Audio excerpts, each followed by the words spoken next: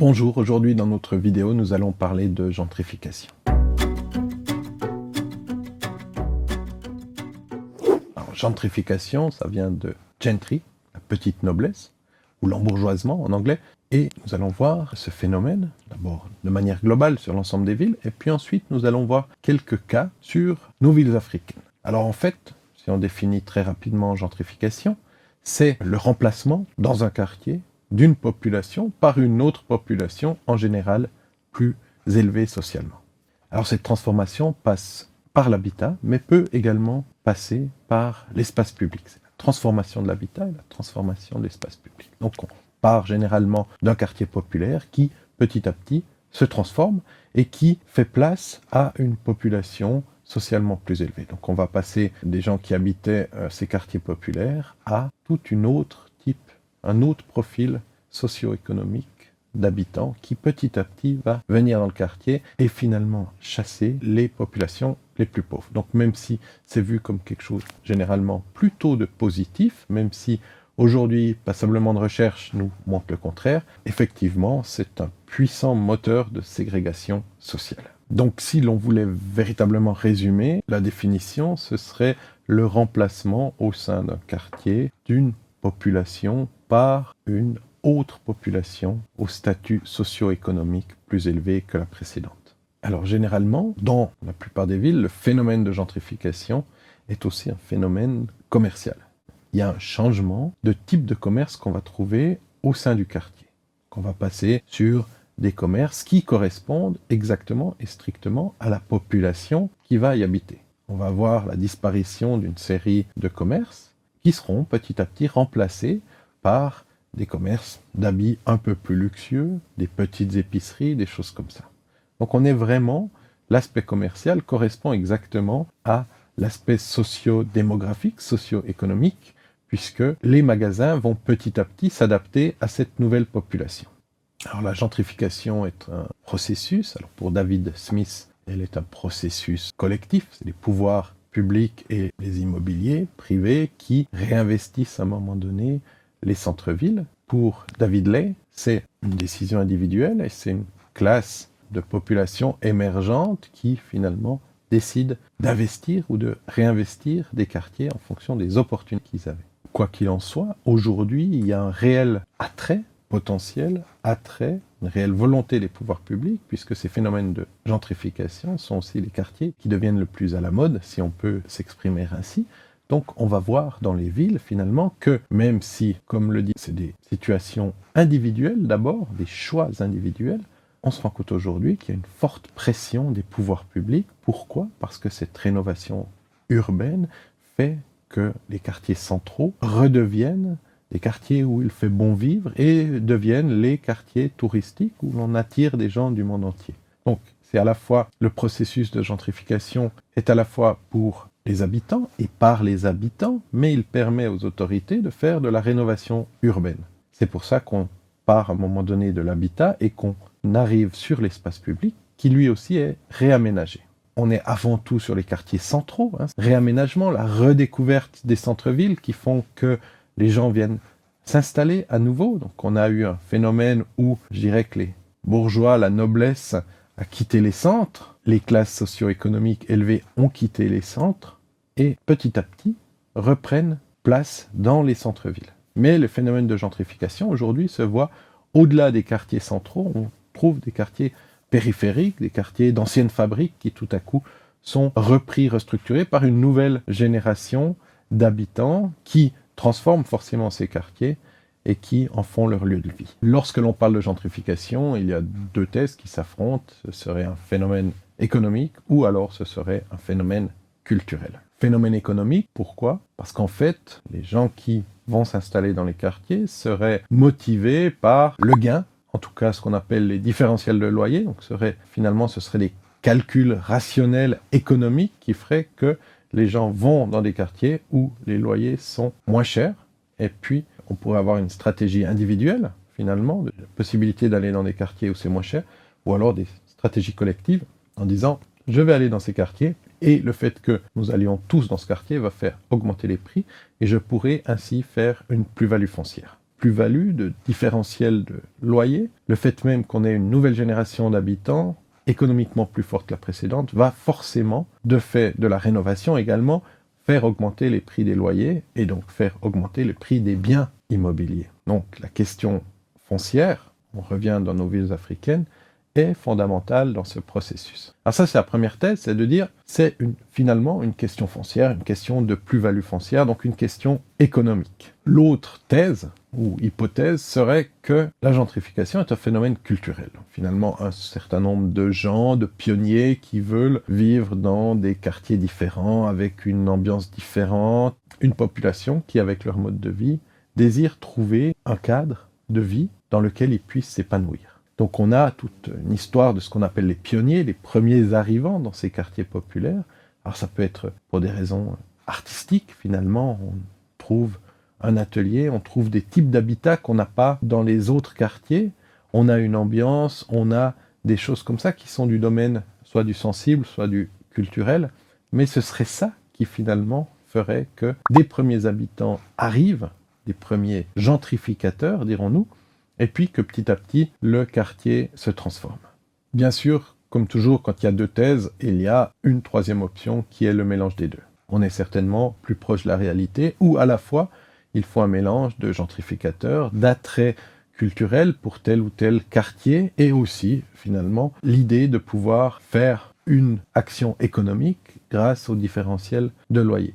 Donc, c'est sans doute un peu plus compliqué que les deux thèses comme on les a vues de manière séparée, et les choses peuvent très bien s'intégrer. Les mêmes personnes peuvent également, au même moment, avoir des aspirations culturelles, de mode de vie, mais aussi trouver intéressant la plus-value qu'ils vont réaliser en allant habiter dans tel ou tel quartier.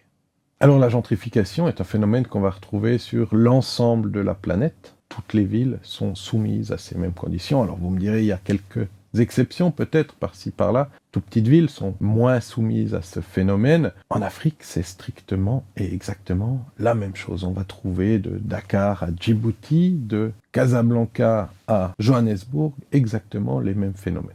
Prenons l'exemple de Dakar, où il y a une réappropriation totale et récente du centre-ville, ancien centre-ville colonial, fait de petits îlots avec de petites maisons sur ces îlots. On avait un centre colonial assez classique, avec lotissement, des petites maisons dans des grands jardins, et petit à petit, comme on le voit sur cette photo, on va détruire l'une après l'autre les différentes parcelles, les petites maisons, pour y installer des immeubles beaucoup plus grands, comme on voit ici.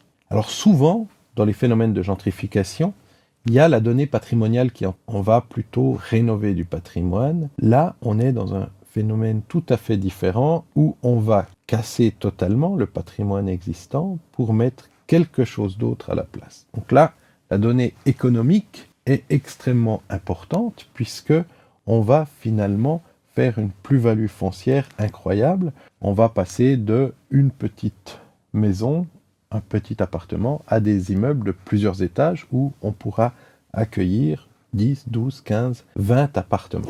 Donc, il s'agit aujourd'hui, pour le centre-ville de Dakar, d'un type un peu particulier de gentrification, puisqu'il se base avant tout sur la thèse économique, où on cherche à réinvestir le centre-ville. Une nouvelle population va aller s'y installer, donc ça on est dans notre définition très claire de la gentrification, mais ce n'est absolument pas pour des raisons culturelles, ce n'est pas pour une ambiance du centre-ville, puisque cette ambiance particulière est aujourd'hui totalement détruite. Sur cette image, on voit un ancien hôtel et un nouvel hôtel. L'ancien hôtel, bâtiment avec des tuiles, bâtiment ancien, colonial, et à côté, la version contemporaine, actuelle, de ce qu'on imagine comme étant un hôtel aujourd'hui au centre-ville de Dakar. Alors par rapport aux autres phénomènes qu'on pourrait voir dans des grandes villes un peu partout à travers le monde, c'est vraiment cette question du patrimoine qui aujourd'hui fait totalement défaut à Dakar, puisqu'on va petit à petit détruire les hôtels, le petit, comme vous allez le voir, en espérant qu'il reste encore quelques années. Mais c'est autre phénomène de gentrification, c'est qu'on commence petit à petit à ouvrir les grandes voies. On voit que les boutiques, les magasins, là on est sur le boulevard Ponty à Dakar toujours, on voit que les enseignes commencent à devenir un petit peu différentes et on va retrouver de plus en plus les mêmes enseignes que l'on retrouvera dans toutes les grandes villes, de San Francisco à Barcelone, de Pékin. Là, c'est un phénomène qui est mondial où petit à petit, il y a une sorte d'unification par les enseignes, d'unification par les magasins qui s'installent et on finit par retrouver les mêmes produits qu'on trouve un peu partout dans le monde.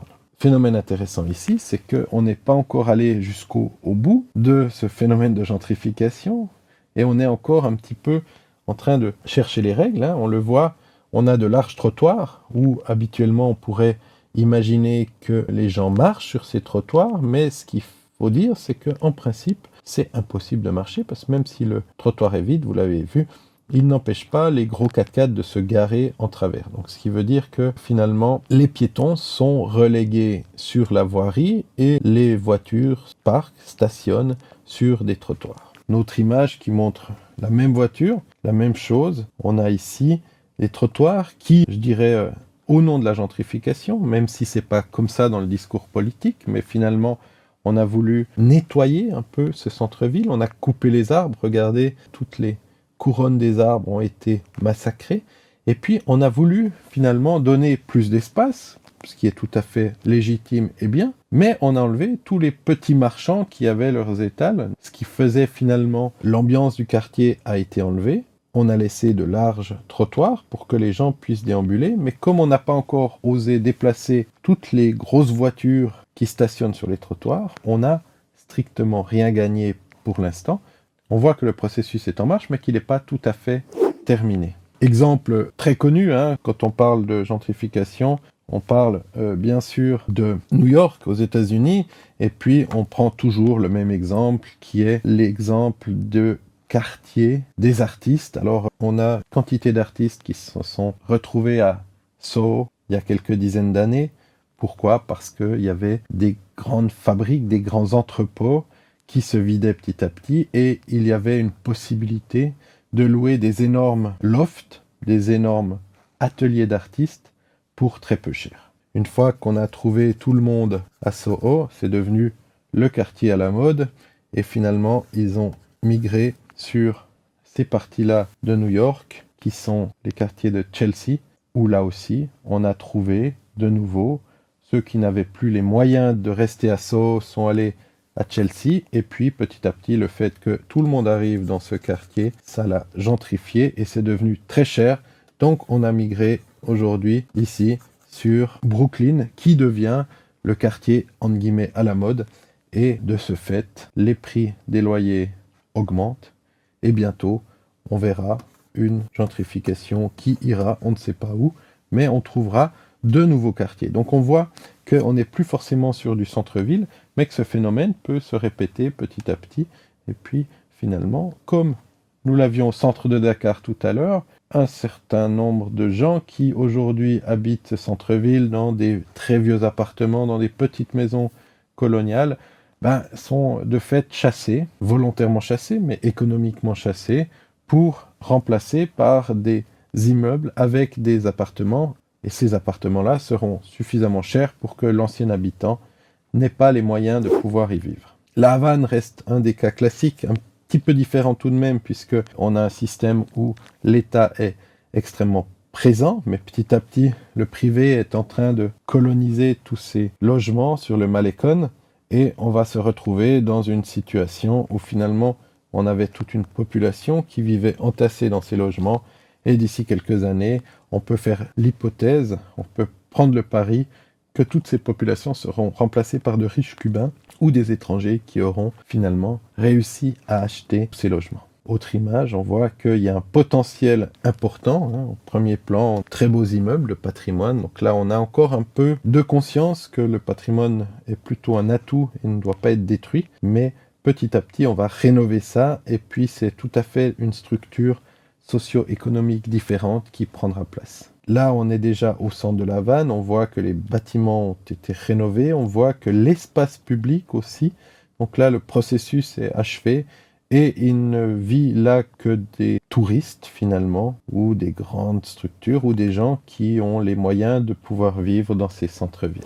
Donc à travers 3 villes, On voit qu'il y a des stratégies différentes liées au foncier notamment, son patrimoine. Là, construire un peu plus avec le tourisme arrivera pour voir ce patrimoine. Donc, c'est un atout touristique, même si on n'est pas sûr que l'habitant de La Havane aujourd'hui soit très sensible par rapport à ce patrimoine. Il n'empêche que les autorités, elles, sont très sensibles et souhaitent le garder pour en faire quelque chose, un argument touristique.